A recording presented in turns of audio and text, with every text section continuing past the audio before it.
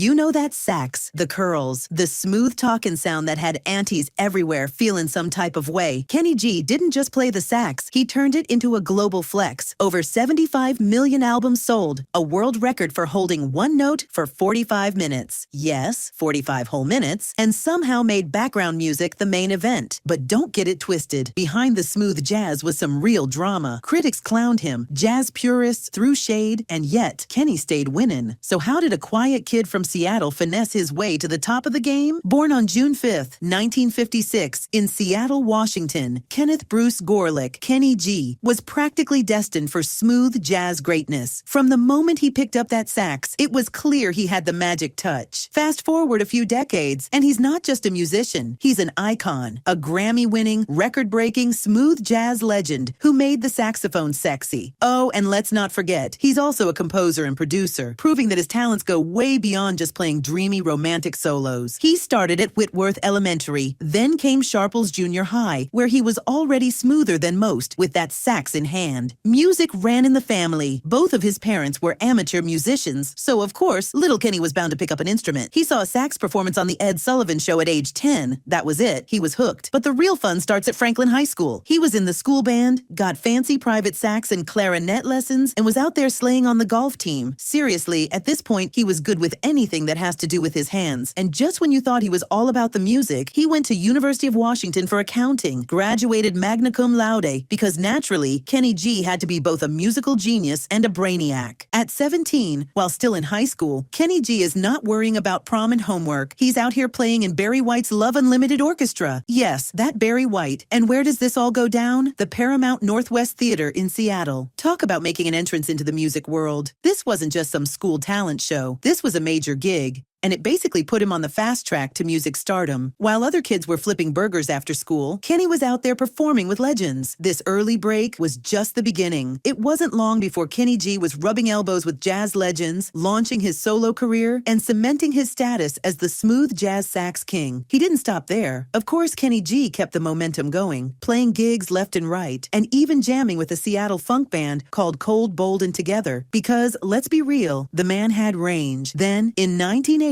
he linked up with Jeff Lorber Fusion, leveling up once again. But let's be honest, Kenny G was never the type to stay in one place for too long. Naturally, he outgrew them because he was always meant for the big leagues. And let's just say, the real glow-up was just getting started. In 1980, Kenny G was just a rising saxophonist when he married Janice DeLeon. Young love, right? But as his career started heating up, so did the pressure. Then, in 1982, Clive Davis, the music mogul himself, heard Kenny jazz up ABBA's Dancing Queen. And boom, he was signed to Arista Records. His first albums? Cute. But then came 1986 Duotones, and that's when things really took off. The game changer? Songbird. That smooth, dreamy sax solo climbed to number 1, 4 on the Billboard Hot 100 Huge for an instrumental track. Suddenly, every mom in America had a Kenny G cassette in her car, and the saxophone became sexy. But while his career was skyrocketing, his marriage? Not so much. By 1987, right as he was becoming a smooth jazz superstar, Kenny and Janice called it quits. Maybe it was the fame, the tours, or the endless sax solos. Whatever the reason, the marriage was over, and Kenny moved on to even bigger things in both music and love. Kenny G was not playing around in the 90s. Talk about a major year. 1992 was huge for him. Not only did he marry Lindy Benson and start building his picture-perfect family with 2 sons, but he also dropped Breathless, the album that would make him the undisputed king of smooth jazz. And it didn't just do well,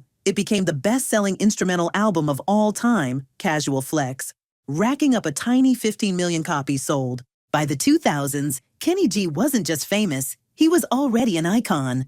I mean, he was literally playing at the White House for Bill Clinton's cabinet. At this point, his collabs were next level. Brian McKnight, David Sanborn, Barbra Streisand, you name it, he played with them. Then, in 2009, things took a turn for the random when he jammed with Weezer. The best part? He had no idea who they were. Imagine just casually hopping on stage with a legendary rock band and shrugging it off like, cool, let's do this. But of course, the internet ate it up and the performance went viral. Even in the streaming era, Kenny G was still that guy. Kenny G's family life had its own twists and turns. He and Lindy Benson Gorelick had 2 sons together, Max and Noah, before things took a turn. And while Noah has kept a lower profile, Max? Oh, he went in a completely different direction. Instead of smooth jazz and soft sax melodies, he dove headfirst in the opposite direction into the chaotic world of experimental metal. That's right. Max became the guitarist for the mind-melting band Imperial Triumphant. Talk about a plot twist. While Dad was out here making the saxophone sexy, Max was shredding heavy avant-garde riffs. Clearly, musical talent runs in the family, just in wildly different ways. But back to Kenny and Lindy. By 2012, their picture-perfect marriage was over.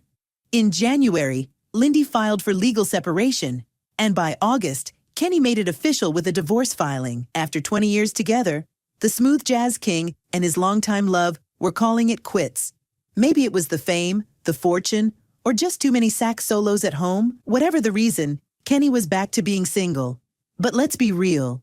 He was still thriving. In 2014, he found himself in hot water after casually posting a selfie at a pro-democracy protest in Hong Kong.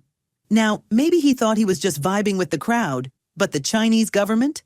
Not amused.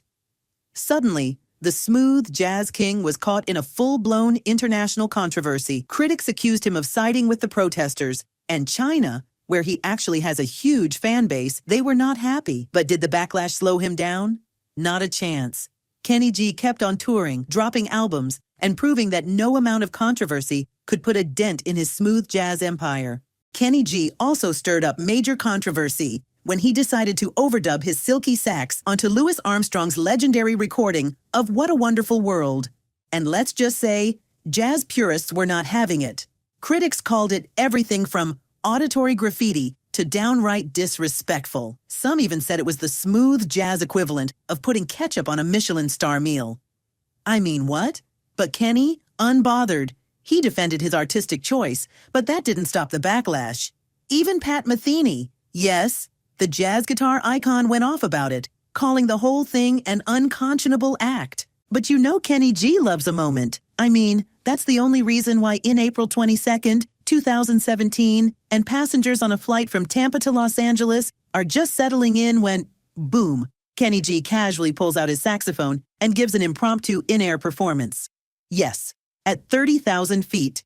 The smooth jazz legend turned a routine flight into a surprise concert, serenading travelers mid-air like it was just another day. Imagine sipping your in-flight cocktail while being personally serenaded by the sax king himself. Talk about first-class entertainment.